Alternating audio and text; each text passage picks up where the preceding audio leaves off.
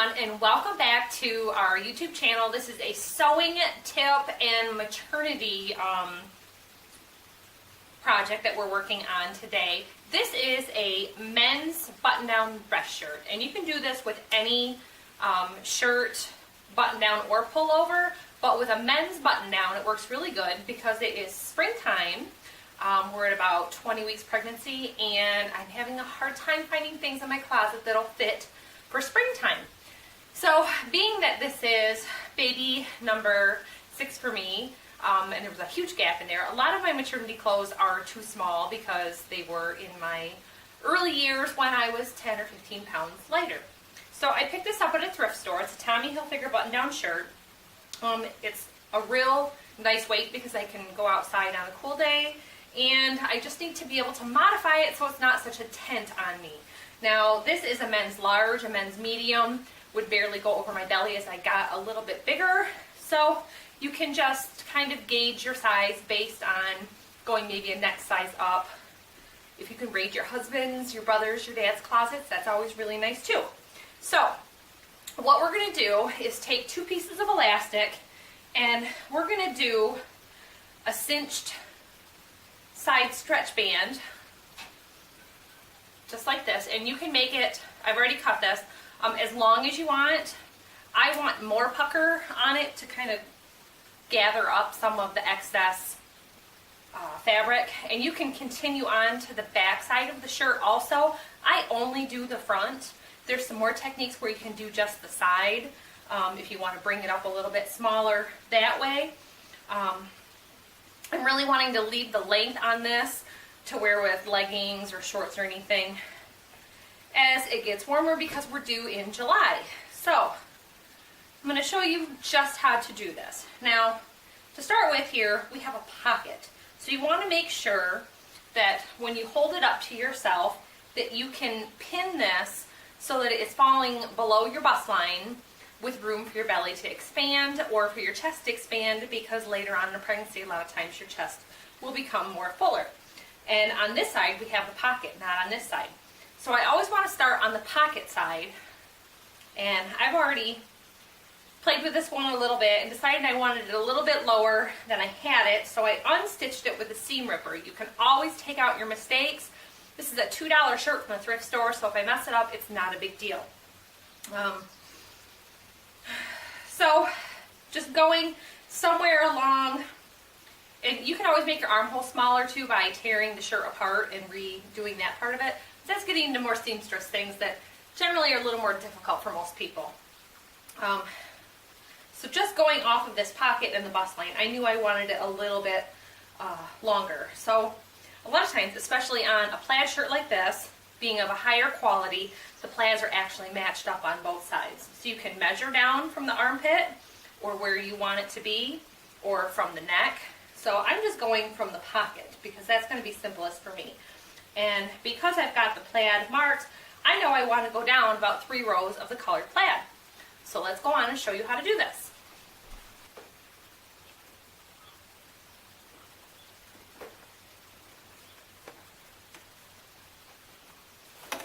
Okay, so I've got my elastic right where I want it. I've got a proper presser foot on the sewing machine that will allow for the zigzag. I've set my sewing machine to the widest zigzag stitch possible, and I am going to set this at 0 so that I don't have to use the back stitch back and forth. And we're just going to anchor this on before we do any stretching.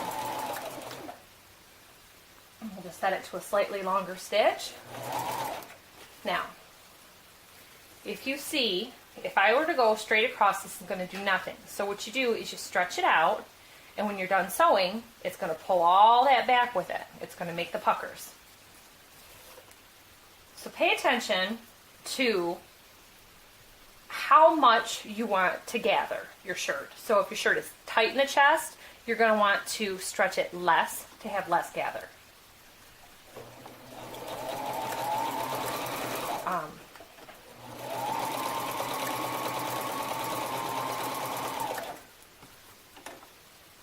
I believe I'm using 5/8 inch elastic, and any elastic will work fine.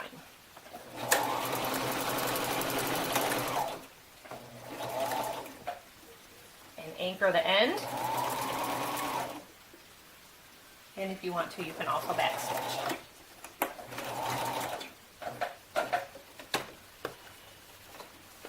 My machine has a built-in cutter here, but what I'll do is just trim those threads.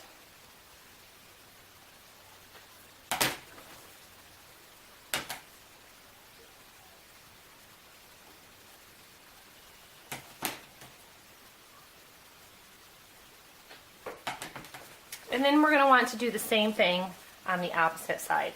So here you can see we've got that nice and puckered look, and we're going to do the same thing. A nice way to do it, if you don't have that,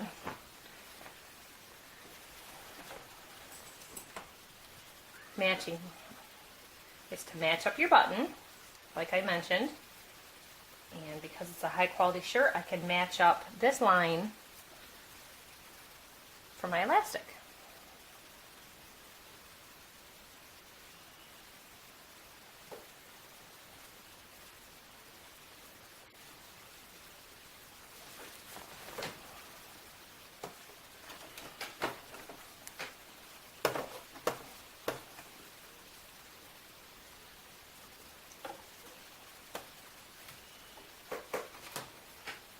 So again, I'm just placing the elastic under the presser foot.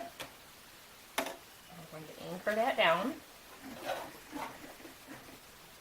You can do this by hand, just obviously a little bit harder.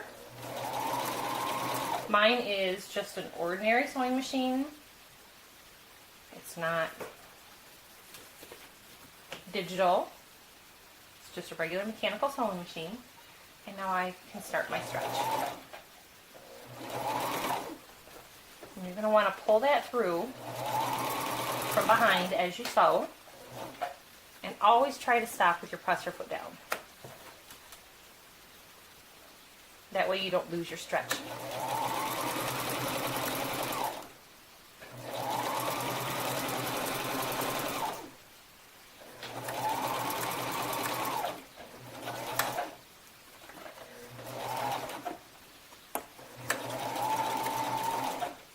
Anchor that down now. It's also called a stay stitch.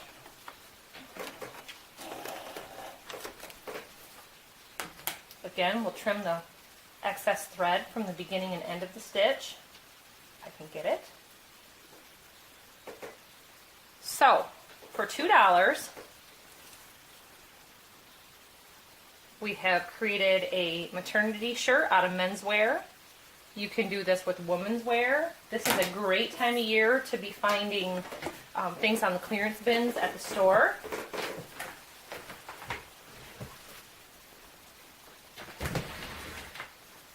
And just to show you the finished project, got it back up on the hanger, and you can see right where I sewn this elastic, and it's below the pocket line, and then there's plenty of room for the chest and for it to cinch up. So that is turning a menswear shirt into maternity wear, everyone. Thanks for watching.